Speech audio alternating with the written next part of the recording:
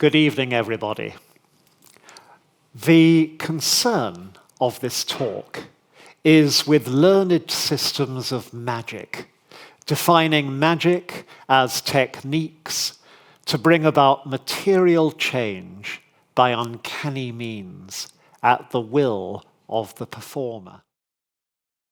Will we ever be able to see beyond the current observable universe? Oh, it's much worse than that. The observable universe is shrinking. If you want to know what are my odds of winning the lottery, you come straight to probability. Yeah. Because probability is all about how likely or not events are to happen. I think the chance of there being an undiscovered second species, very like humans, out there in the world today is pretty slender. However, and these are the pictures if you haven't seen them. I mean, New York was orange. The air was orange. They said one day out in that air was like smoking a pack of cigarettes. It had the same effect on the lungs as smoking a number of cigarettes. So people who'd never smoked in their life were suddenly going to suffer some of the same health effects. Any Further Questions is a brand new podcast from Gresham College, a place where we ask our speakers all of your questions that went unanswered following their lecture. Guests have included Ronald Hutton, Robin May, Chris Lintott, Sarah Hart, and Maggie Snowling. Any Further Questions, all episodes are available wherever you listen to your podcasts.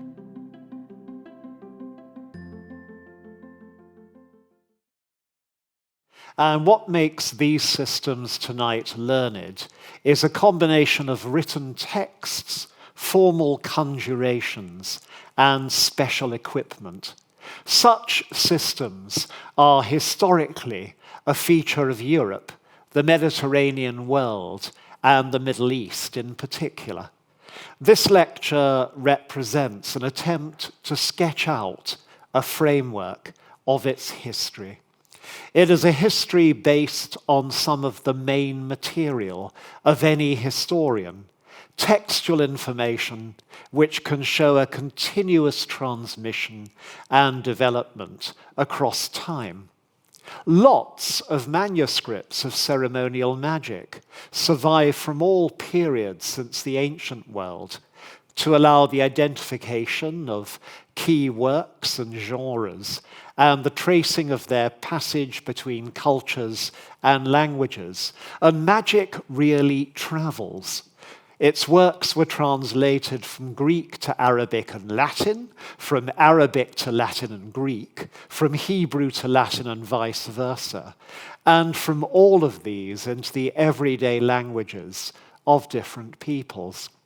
Enough have now been edited and published, and enough research has been conducted upon them in particular periods of history for an overall narrative of their development to be possible.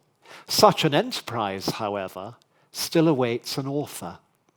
In 1997, Richard Kiekhaefer, who is the lovely old man on the screen, and is the foremost current scholar of medieval magic, could say that one might easily be persuaded that there is a history of the uses of magic and reactions to magic, but not of magic itself. Virtually every magical technique seems timeless and perennial. And Richard accordingly declined the temptation to, next quote, wander endlessly through the thickets of the history of magic, from the Greek magical papyri of antiquity, through Arabic and Byzantine sources, onto the grimoire, the magical texts of the early modern era. So, you got your machetes ready?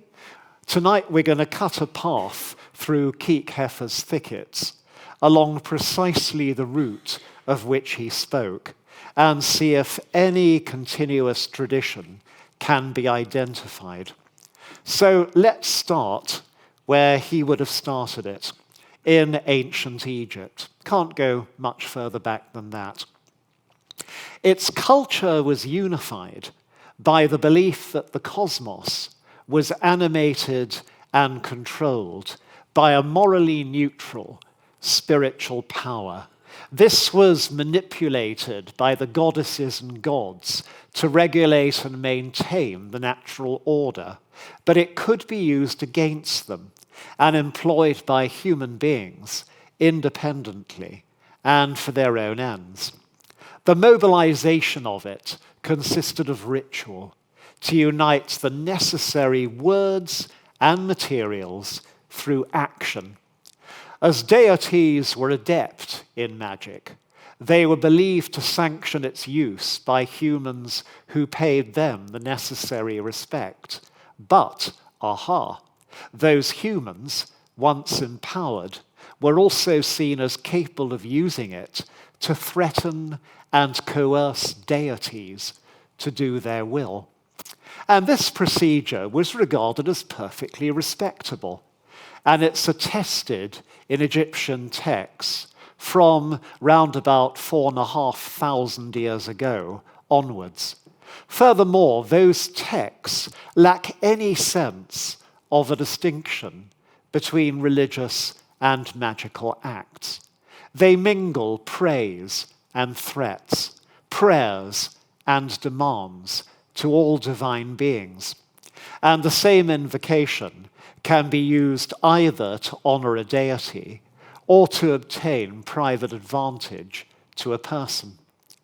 The usual authors and performers of magical acts on behalf of people in general were functionaries of the official and orthodox religion and attached to its temples.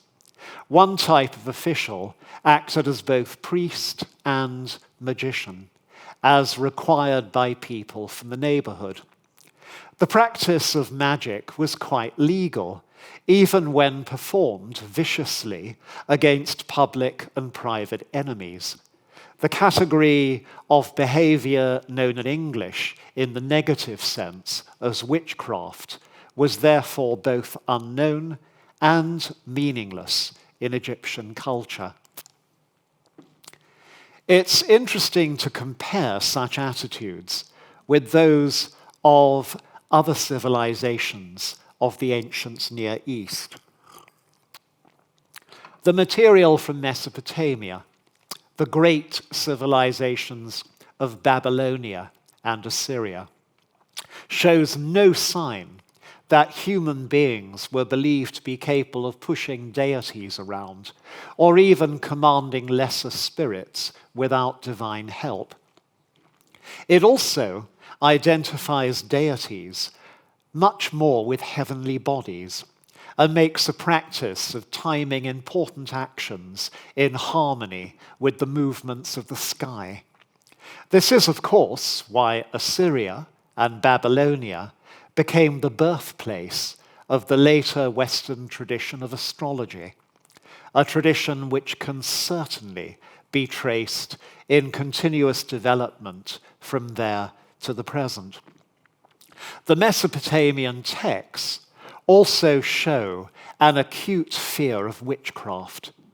This is displayed both in the huge number of spells designed to counteract magic employed secretly and maliciously by human beings, and in the law codes, which prescribe penalties for such a use of it, usually death. Indeed, the later notorious test for a witch of throwing the suspect into water and attributing guilt according to whether they sank or floated is first recorded in the Babylonian law code of Hammurabi, round about 1800 BCE or BC. The Mesopotamian texts also manifest an equally considerable fear of spirits, which personified essential evil in the natural world. The Greeks were to give the name demons to these. Some witches were believed to empower themselves further by working with these as partners, and generally Mesopotamian witches were perceived to be female. What I've termed the Mesopotamian tradition seems to have obtained throughout the Fertile Crescent, right round through Syria, down to Palestine, and including what became the increasingly distinctive culture of the ancient Hebrews. The emphasis that the Hebrews came to place on a single, jealous, tribal god gave a particular twist to its attitudes to magic. This was to outlaw the use of arcane powers among Hebrews, which were not used by the priests of their god. But in every other respect, however, ancient Hebrew attitudes match those of Mesopotamia and Syria in general, including in the notorious prescription in the book of Exodus, "Thou shalt not suffer a witch to live." The situation in the ancient European world, as manifested in the cultures of Greece and Rome, was different again, but makes as striking a contrast with that of Egypt as the Mesopotamian one did. Both Greeks and Romans made a clear theoretical distinction between religion and magic. It's the one I've been implicitly using in this talk, not least in suggesting that the Egyptians didn't have it.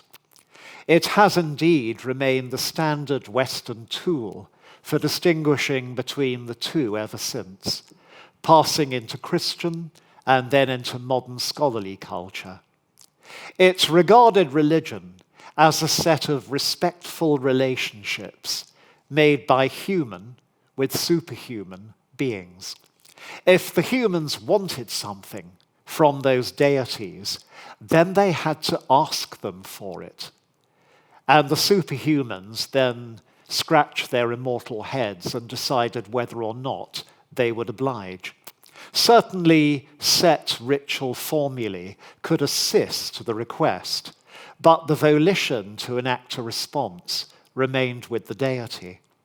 Magic, by contrast, represented a range of processes and techniques by which humans could tap into supernatural or preternatural power themselves.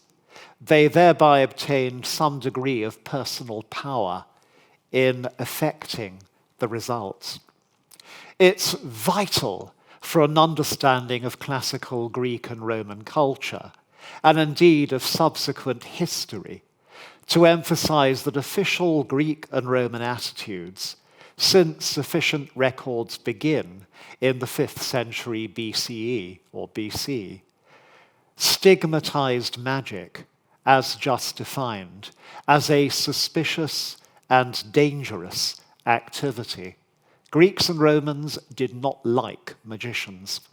Athenian playwrights referred to them under a range of terms as shabby and disreputable characters.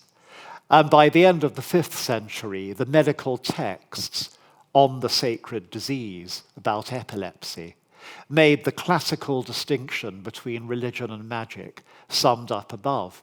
So did Plato, the great philosopher, a generation later, and from then on it seems standard.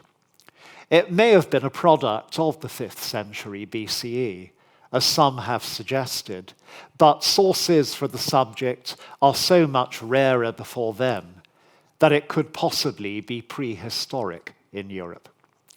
In recent debates over the use of the term magic and its relationship with religion, modern scholars have sometimes assumed that a distinction between the two was the product of Victorian and Edwardian scholars, or of Protestantism, or of Christianity. Instead, it goes right to the roots of European civilization. Officially, Europeans have never liked and trusted magic. It needs to be emphasized, therefore, that there isn't a single text from ancient Greece or Rome in which the author argues against the notion that to try and control or manipulate goddesses and gods is a bad thing. A general component of Greek and Roman culture is you don't try and push goddesses and gods around the way they do in Egypt, because otherwise you get blitzed. As such, this distinction runs through legal cases reported from the Imperial Roman period.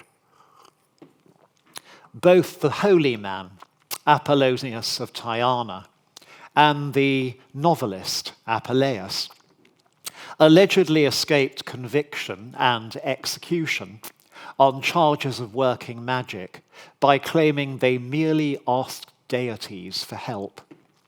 Pliny, the natural historian, Seneca, the politician and playwright, both condemned magic as an attempt to push deities around. And the philosopher Plotinus attacked rival philosophers by accusing them of using incantations designed to compel higher powers to their will.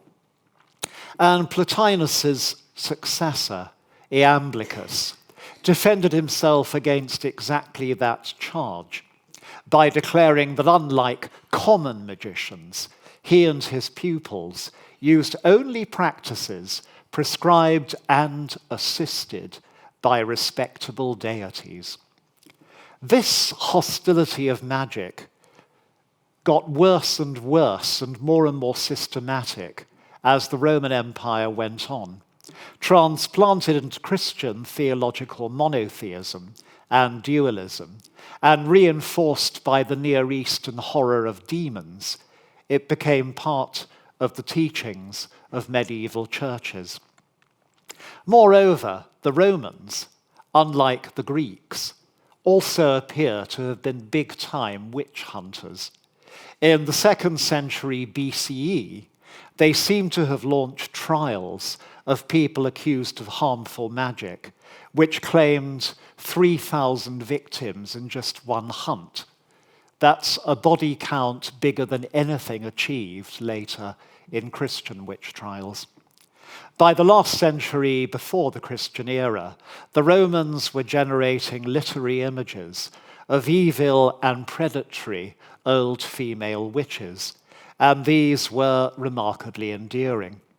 The most famous witches in English literature must be those in Shakespeare's Scottish play, and most people will know Shakespeare's incantation with the jingle, double, double, toil and trouble, fire, burn, and cauldron, bubble, cackle, cackle.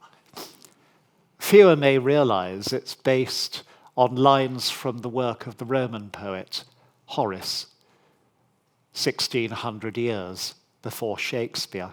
So, the obvious question to pose now, perhaps, is what happened when Egypt became Roman and these starkly contrasted sets of cultural attitudes crashed into each other?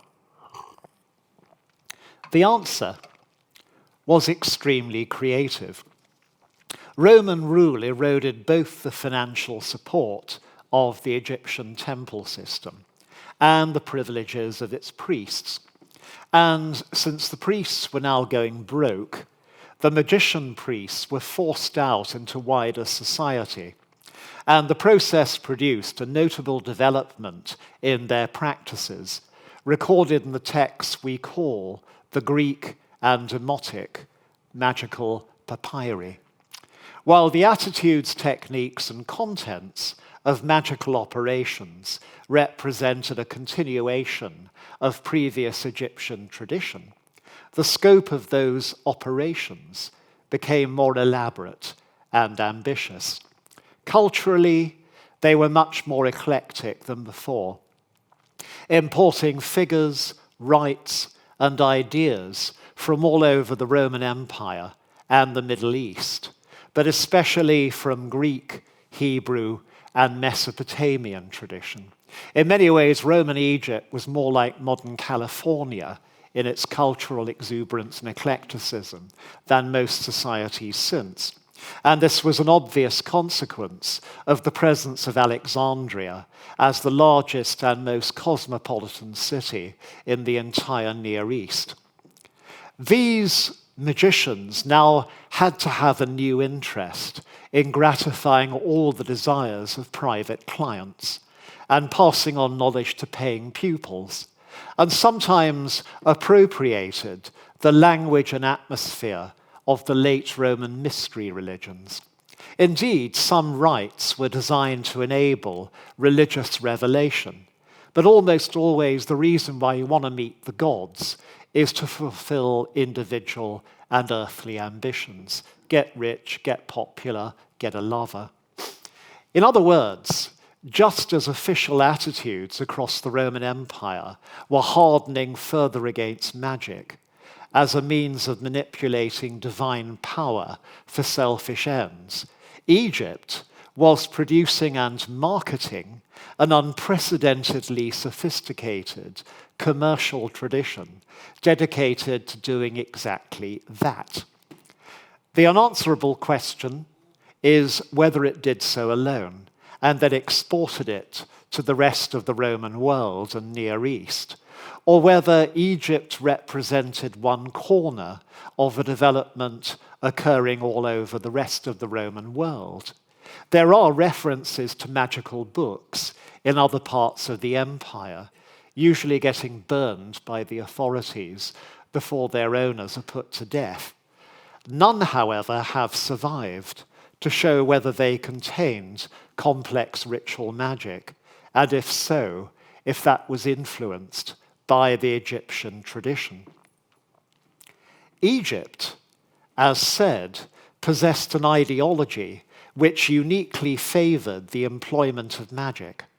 It had become a crossroad of cultures which provided an eclectic mix of materials, and it possessed just the right social development in the privatization of the business of the magician priests. What I can say for sure is that all the essential features of the magic and the papyri had long been present in Egyptian culture, and that all these features were to become the foundations of the Western magical tradition in general. So let's run down the Egyptian magical checklist. Number 1, an emphasis that magicians must be physically and morally purified before working magic. Scrub up, stop sex. A willingness to command and to represent deities, to invoke deities into each other's bodies. The importation of exciting foreign deities and spirits.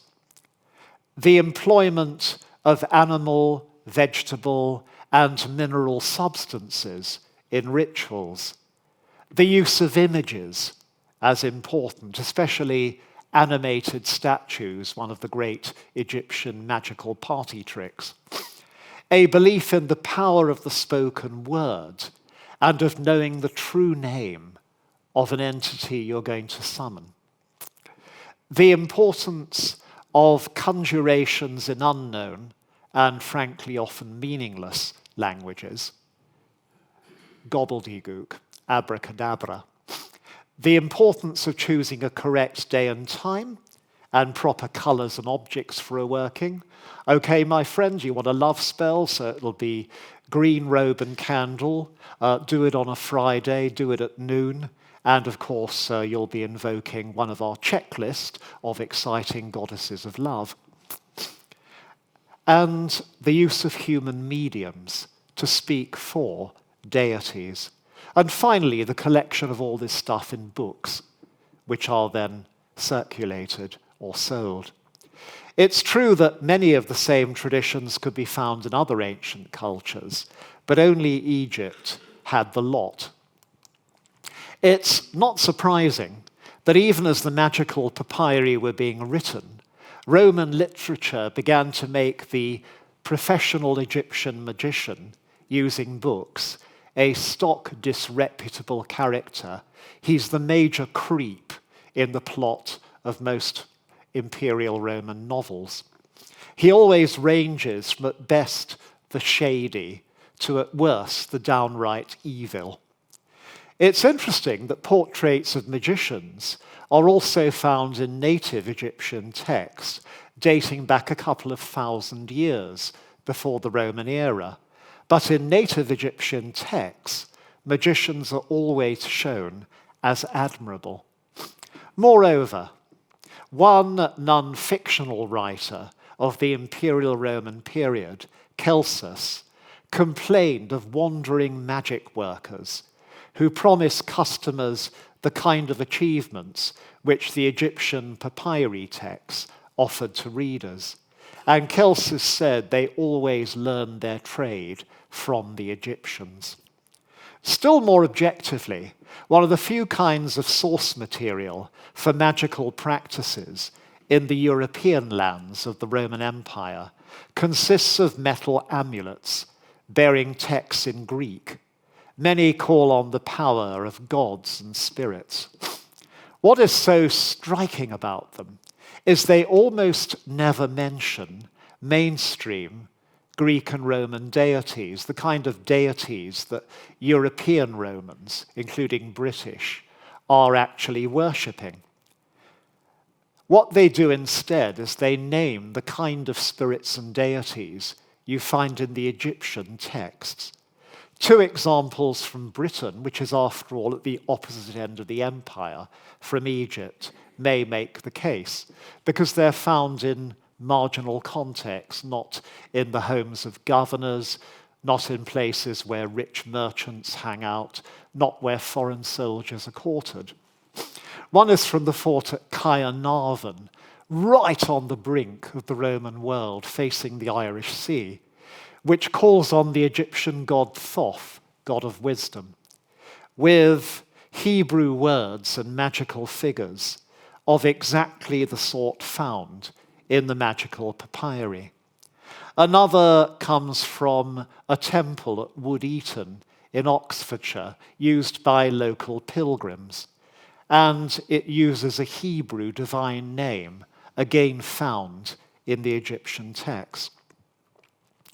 Moreover, we can go a lot further in establishing the later influence of the Egyptian tradition you see in these Roman period papyri elsewhere in the Roman world. We have these papyri in Egypt, we have the texts, because of the dryness of the Egyptian climate, which preserves these texts well in tombs. That is why we can turn to the Egyptian sources so readily. But by the end of the ancient world, the kind of magic found in the papyri was getting full-blown into other cultures, as the Greeks, the Romans, Jewish communities, and Christians began to develop their own versions of the Egyptian magic. At the end of the 3rd century of the Roman imperial period, a branch of Greek philosophy appeared, Neoplatonism, which explicitly drew on Egyptian magical techniques to provide direct contact with deities. The techniques concerned became known as Theology. Jewish and Christian magical books were now written which used the same Egyptian techniques for a range of practical purposes in the same manner as the Egyptian texts themselves. The most famous of the Hebrew texts was the Sefer HaRazim, the Book of the Mysteries, and the most famous Christian one was the Testament of Solomon. They embedded the Egyptian technology in rituals and texts of their own, but it's recognizably the same. And both of these key Jewish and Christian works might actually have been composed in Egypt.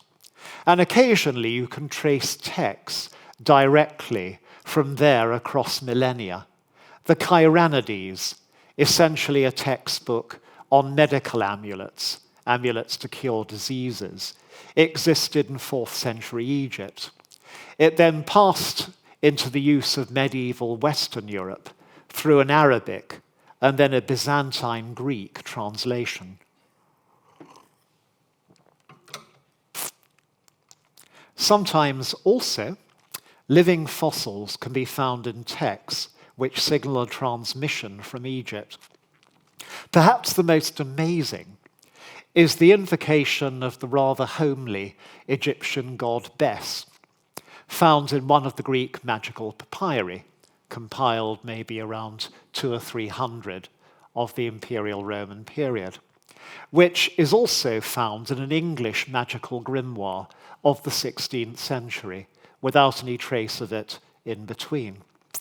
The most popular and frequently copied of the magical handbooks of the late Middle Ages and the early modern period usually include garbled references to Egyptian deities, including Osiris, Serapis, Horus, Isis, Thoth, and even the sacred bull, the Apis, even though by the Middle Ages, those copying the name had no idea it had been a bull.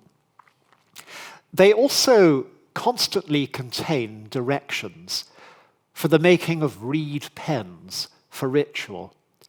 Now, why reed pens? In the Middle Ages, people are writing on parchment or vellum. Reed pens are pretty useless for that, or at least scratchy. But they are perfectly suited to writing on papyrus, indicating an Egyptian provenance for the technique.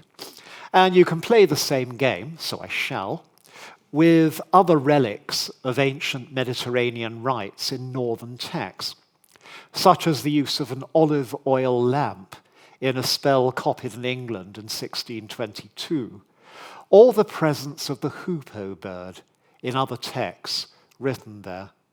The hoopoe indeed makes a perfect little case study of the continuous development of the magical tradition. I don't know how many of you here have come across hoopoes abroad. They're really cute little things. They have this brilliant orangey, pinky colour with barred black and white wings and crest. They're cute, they're colourful, they're bright.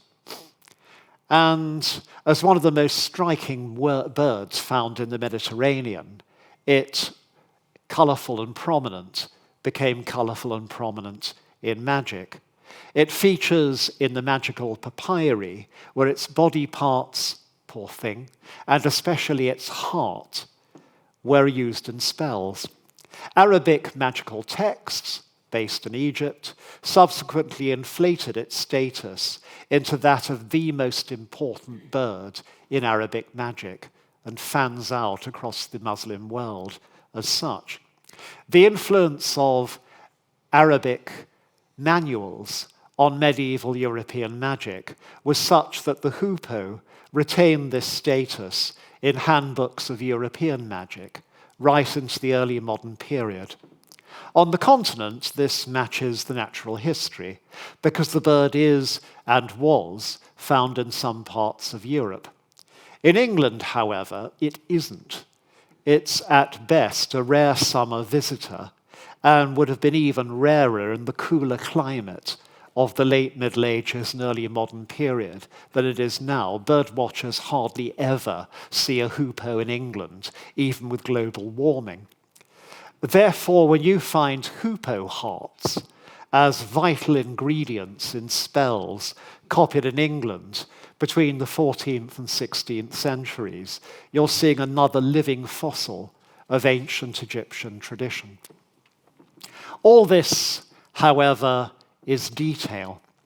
It's more productive to establish the enduring techniques for Western ritual magic, which first appear together in the magical papyri. I would propose that there are 8 of these. First and most obvious are complicated magical rites which unite actions, materials, and words. Second is an emphasis on words in foreign or unknown languages, again, hence abracadabra.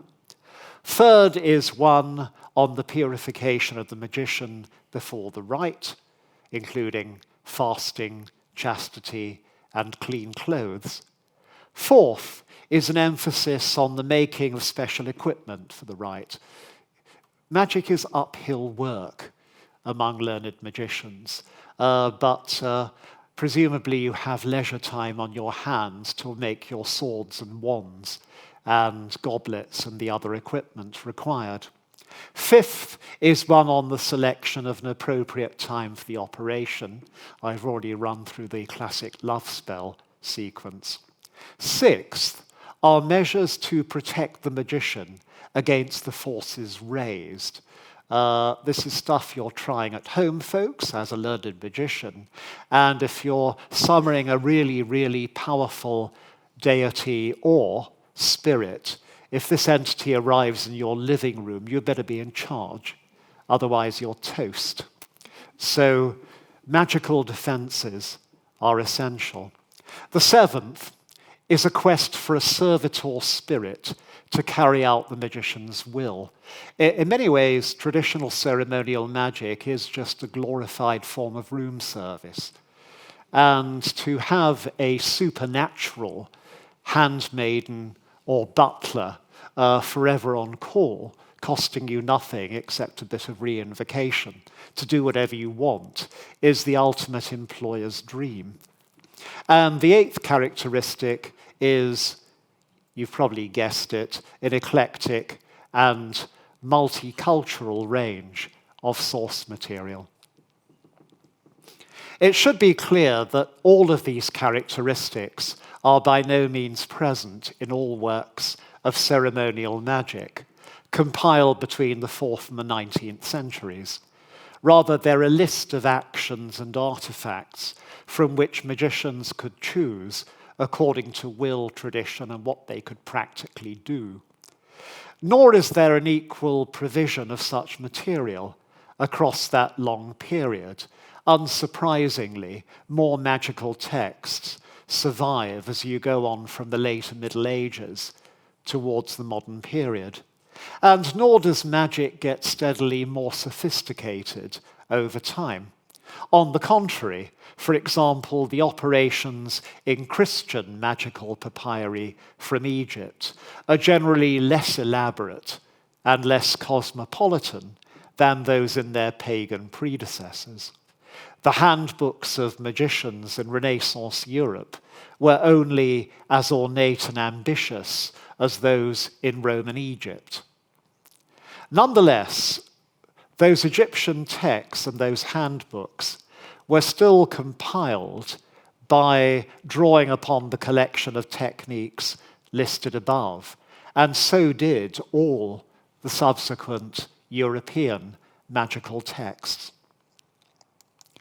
It's also striking that just as the complex magic in those papyri developed in clear opposition to the values and laws of the Roman state, so it often survived as a self-conscious and explicit European counterculture. In many ways, learned magic in the Middle Ages and early modern periods, a bit like drugs in late modernity, officially totally illegal, good people never touch them, but somehow everybody knew where to get it if you wanted it, and an awful lot of people consistently did. And there's something shamelessly in your face about a lot of the magician's personae in these texts. One of the most notorious magical handbooks of the later Middle Ages, the Sworn Book of Honorius, was written as a direct response to a papal campaign to repress ceremonial magic. It claimed that the Pope and his cardinals were possessed by demons, and that the magicians were the true servants of God. Other grimoires insisted that they'd been dictated by an angel sent by the Almighty to instruct humanity, or that magic was not in itself inherently bad, but a neutral force which could be used for human benefit.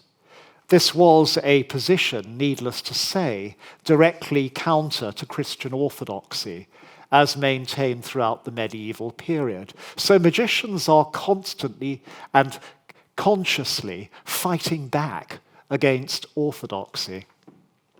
Moreover, just as some of the magical papyri had offered readers a chance to make a direct relationship with a deity, and the Neoplatonic art of theology was formed around just the same objective: meet the gods. Medieval Christians also used magic to this end, clandestinely. Some of magical texts promised purchasers the beatific vision of God in his glory, to readers who not only enacted the prescribed rites, but used in them some of the established liturgy of the Church, while leading lives of exemplary Christian austerity and piety to make sure that God is in a good mood when you get to meet him. If these are the fundamentals of tradition, from the 4th century to the 21st, it's worth asking again what particular ethnic and religious forms have subsequently contributed to it. And I would suggest 3 such contributions, each one made by the major Western faith traditions, the Abrahamic faiths. First, as others have suggested, from Joshua Trachtenberg to Richard Kiekhaefer, the Jewish contribution was a stress on the invocation of angels as magical helpers and the power of the name or names of the one God. Both were rooted in ancient magic, the magical papyri having already embodied a full sense of the importance of enlisting spiritual assistance and of knowing the true names of spirits and deities. Both were also, however, neatly dovetailed with major features of Judaism, its interest in angelic beings, its preoccupation with the power and sanctity of language rather than of visual imagery, and its intense monotheism. Neither of them was acceptable to Orthodox Christianity ever, which condemned the invocation of angels as wrong and thought that the idea of special names, which compelled attention from the one true God, detracted from his majesty. Nonetheless, medieval Christian magic eagerly lapped up both. Second, I would follow David Pingree in identifying the distinctive Islamic contribution as astral magic, rites designed to harness the powers of heavenly bodies by drawing them down from the heavens into material objects, to which Islam gave the Arabic name talismans. This tradition seems to have developed in Mesopotamia in the 9th century. That region was the heart of the Arab Empire, with its capital at Baghdad. So if something's going to develop in the Islamic world, it probably will develop there. But of course, it's right smack in the middle of ancient Mesopotamia as it was, with its intense preoccupation with astrology and the powers of heavenly divinities. Arabic astral magic, however, may also have drawn on ideas from Egypt, where the magical papyri contained several recipes for charging material objects, especially rings, with occult power. The Egyptian Hermetic texts from the same period as the papyri made the sun, moon, and planets the immediate agents of the all-powerful divine creator. Whatever its ultimate origin, there's no doubt that the Arabic tradition of astral magic was conveyed to Europe by a mass translation of Arabic texts there in the 12th century. And again, European magicians just loved it. Third, I'd suggest that the distinctive Christian European edition has been geometric. Okay, I agree that sounds boring, but it gives us some of the classic instant recognition symbols of Western magic. And that's the use of the consecrated circle as the normal venue for a magical operation, with special significance given to the 4 cardinal directions, east, then south, then west, then north. And the identification of the pentagram the five-pointed star, as the most potent symbol of magic. All of these figures undoubtedly had ancient roots. Magic circles appear in Assyrian and Babylonian rites of exorcism. Moreover, processions around a sacred space in a circle before using it were a regular feature of Egyptian religion from the opening of history. Nonetheless, circles feature only occasionally in actual ancient magic rites or stories about them, whether Mesopotamian, Egyptian, or Jewish, and they're rare in early medieval handbooks of magic, like the Anglo-Saxon, which are quite plentiful. Likewise, significance had been attached to the cardinal points of the compass since the dawn of history in Mesopotamia, when the kings of the Sumerian city-states, 4,500 years ago, styled themselves lords of the four quarters. However, like the circle, the cardinal points only feature in a small minority of actual magical recipes in the ancient and medieval worlds, in any European or Near Eastern culture. As for the pentagram, five-pointed stars are found in ancient Egyptian, Mesopotamian, Greek, and Roman art, or on coins, and also in the early Middle Ages. But they had no single tradition of significance. In many contexts, they may just have been decorative. They have no particular association with magic. One ancient Greek satire claimed the followers of Pythagoras, whom the writer was mocking, used the pentagram as a sign of recognition, meaning the wishing of health. But if this story is true, and it may be a satire, it doesn't prove the pentagram had any special association with magic in the ancient world. By contrast, as soon as the Western Europeans acquired complex ceremonial magic, which was in the 12th century, when they began a mass translation of Greek, Hebrew, and Arabic texts, they showed a preference for the quartered circle and the pentagram. The circle with cardinal points marked became the classic setting for magical workings, and the five-pointed star the most potent symbol used by magicians. The circle now represented either a protection for magicians or a vessel for the power raised in them, and the quarters were the powerful gateways in the circle. The pentagram was credited above all with the power to control spirits, and in particular to control or banish demons. This belief got into popular culture, as by the later Middle Ages, the pentagram is carved all over Christian Europe, on houses, cradles, bedsteads, and church porches, as a protective device. It reflected the belief promoted by 12th century Christian intellectuals that the human body was constructed on a base provided by the number 5, limbs, digits, and senses. If humans were made in the divine image, then this was the shape of God. It was supercharged by becoming associated with the 5 wounds of Christ as well. Likewise, the concept that the universe was based on a series of spheres, general from the 12th century onwards, may account for the interest among Christians in circles as units of magic. The quartered circle and pentagram may be regarded as preoccupations of a distinctively Western or Latin Christian tradition.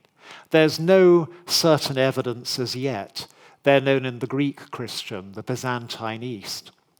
What may emerge from this sequence of suggestions is actually how small the European contribution to ritual magic was, even though some Europeans took it up with such enthusiasm in all centuries since the 12th. Whatever the relative priority of Egypt, though I've suggested it's massive, this magic was essentially a product of the Fertile Crescent of the Near East, which has made 3 huge contributions to European views of the supernatural in successive waves. The first affected European paganism, teaching European pagans to treat their goddesses and gods as a squabbling and badly behaved family with individual and collective stories attached to its members. The second great gift was, of course, Christianity as the dominant religious system of medieval and later Europe. The third was the provision of complex ritual magic as an ideology and practice compatible with most religions, including Christianity. At the same time, it represented a way of dealing with the cosmos, which was totally at odds with Christian, Jewish, and Islamic orthodoxy, and with ancient European tradition, despite which it has endured to the present as a clandestine practice and underwent a notable revival in the West at the end of the 19th century, which still continues. And it seems that across Europe and the Near East, religion and magic have been bound up with each other. Whenever spirituality in general has gone through a period of intense creativity, development, and renewal, magic has entered another spurt of its history. In that sense, although the European tradition of a fundamental distinction between the two may well still have its utility, despite a clear overlap, the accompanying European tradition of an inherent hostility between them does not. The history of religion is bound up with that of magic, and to study the one is to make a contribution to the other, which is why I make my final suggestion of this talk, that the history of magic, so long avoided by mainstream scholarship, and even now neglected as a totality, really matters to the understanding of Western divinity. And that's why this evening you get a professor of divinity for the first time dealing with it.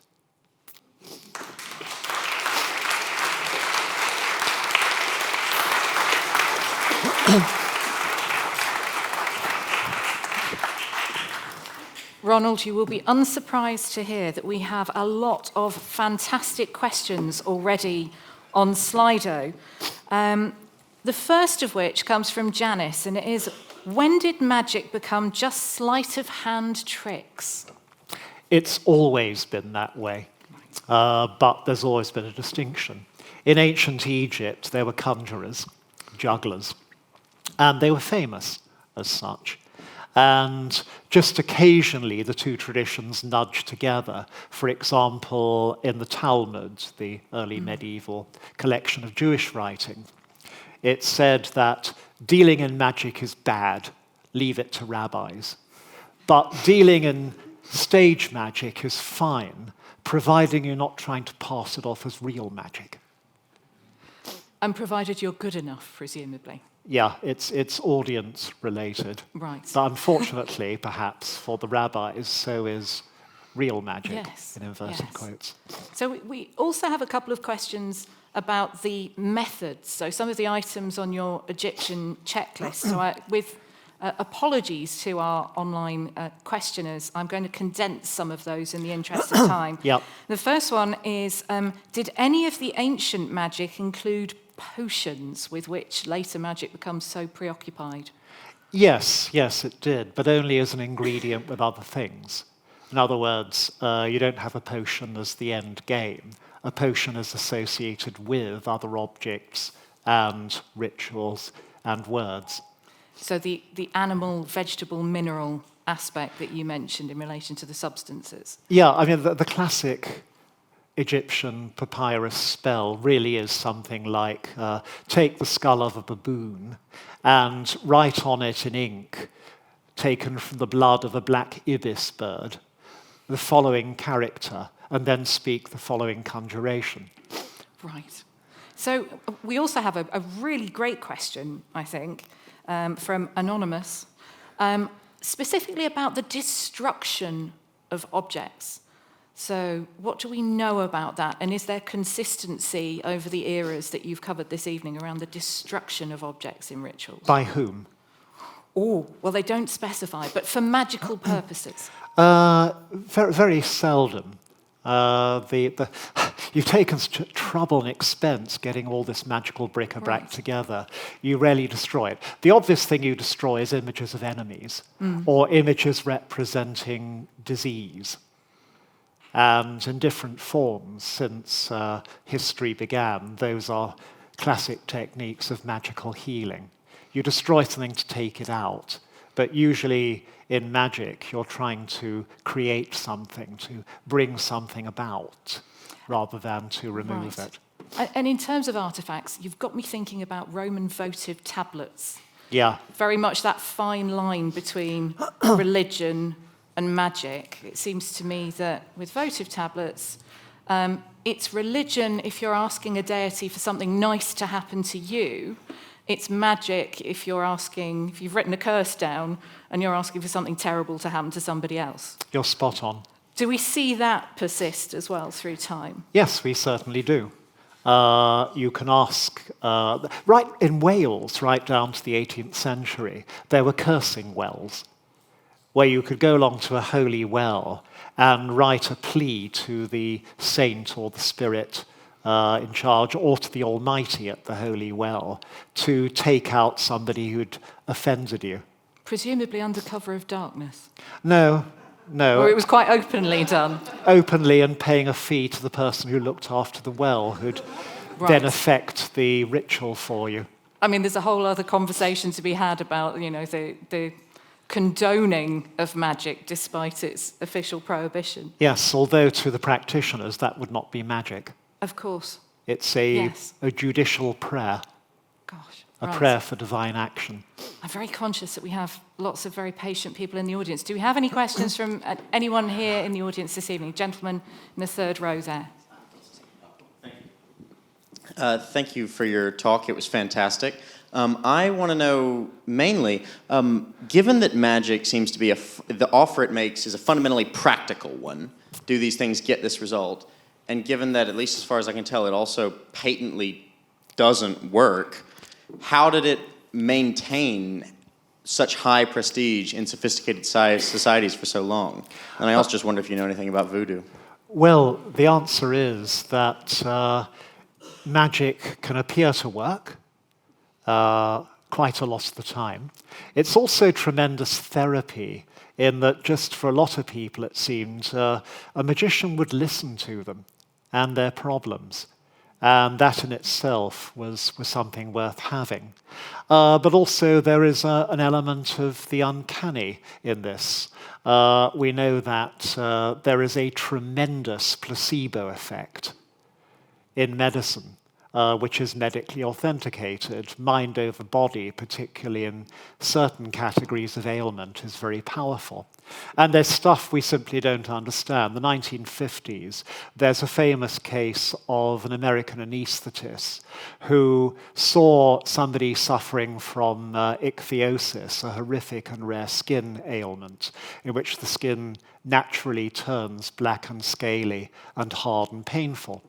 And the regular medics couldn't do anything for this man, but the anesthetist was a hypnotherapist, and so tried hypnosis on him. And the ichthyosis fell away from the whole of one arm, and healthy skin regrew. And the anaesthetist showed this to the regular medics, and they say, this is actually a miracle, because in medical terms, there is no way this can happen. There's no mechanism. And the shocked anaesthetist then tried to treat the man again, and nothing worked. And that is a classic case of the uncanny in action that is documented in medical records. So talking of the uncanny, we have actually had a specific question online about the distinction between medicine and magic, but particularly in ancient Greece and ancient Rome. How distinguished are they? How much of there is an overlap? There's a considerable overlap. because people do not know how the world works. Astrology is easy when you see the moon move the tides. Heavens are controlling the earth. Believing in demons is easy if you don't have another word for viruses and bacilli. Right. Beings that occupy your body in the night, they're invisible and they mess you around. So there is a continuum between the two. We know that St. John's wort produces a tincture that fights depression. And medieval people knew that too, but they'd often hang the herb around your neck rather than make a tincture out of it, because they assumed that the plant and the tincture had the same properties. Do we have any other questions from the audience? I think I saw... let's come to the lady at the front here. Sorry, I'm neglecting this side. Apologies. Thank you very much. So obviously you kept referring to ancient Egypt and Greece and Rome. What was the impact of Celtic beliefs and Celtic magic and also other pagan beliefs such as Slavic in Eastern Europe on the history of magic in Europe? The answer is there are huge magical traditions in all these places, but they are in the realm of what we'd call folk magic. That is simple charms and spells which a lot of people would know and at which some people would be particularly adept. What you don't find in these cultures are the checklist of learned ceremonial magic, which I've run down a couple of slides there. These are an alien, an exotic, I think ultimately an Egyptian importation. So we have another question online, which takes us very much to the modern day, I guess, but I would be interested in any historical intersections here as well. Why do you think that today witchcraft has a feminist section of practitioners? Because the witch is one of the very few independent images of female power which traditional European culture bequeaths to the present. Because for prehistoric reasons, there's a long explanation behind this, most Europeans have thought that women are the more magical sex. And therefore, witches, i.e., using the term in the negative sense, of those who are going to employ magic for their own ends, are likely to be women, because they are those who just have the power in them, whereas men have to learn magic. And therefore, because of this, the witch is, I think, a natural feminist symbol. So it's just another iteration, if you like, or another manifestation of the divine feminine that we see in established religions in the ancient world, but also survivals of it a little bit in Christianity. I don't think it's the divine feminine that's right. In witches. I think it's the empowered human. Oh, okay. To what degree is medieval magic sort of the domain of the clerics, ecclesiastical people? Learned ceremonial magic, by definition, is the magic of the elite because it depends on books, on literacy. But a lot of it filters down, especially in towns and cities, to regular folk magicians, who, even if they can't read, have some of the learned ceremonial spells and conjurations taught to them. So it goes quite far down in society. But a lot of it is pushed by what I call the clerical underground. Dodgy clerics who are smart enough to do the religious stuff by day, but fancy pushing the spiritual envelope by night. And they network. They pass books to each other and maintain the tradition generation by generation. It's actually a follow-up question on the power that was invested in women. And from what I learned, it's also because a lot of women knew how to use herbs and they knew how to cure people, and Christianity didn't like them having that knowledge. But what I wanted to ask you is if you can say more about why it seems that magicians have a benign image, whilst witches have a really Okay. The answer is this. It's a logical, if very slippery distinction made by the elites who had to prosecute people, that those they increasingly labelled witches as the Middle Ages went on, when witchcraft became more and more feared and produced the later witch hunts. Witches are people who make a pact with the devil and become the devil's servants, worshipping him. This is irrespective of sex, because there are male witches as well. Learned magicians are under the illusion, the heretical illusion, that they can control demons. They don't submit to Satan. They think they can actually round up some of Satan's imps and minor demons and turn them into servants of higher causes. But of course, any Orthodox Christian will say this is a no, no, no, not to be tried because it never works, they say. Now, we're going to close with a question that's been asked online. It's a very personal question, but I'm going to risk it anyway. So, Professor Hutton, do you believe in magic? I believe in the power of the human mind to accomplish all sorts of extraordinary things. That's a fantastic answer. Thank you very much indeed, Professor Ronald Hutton.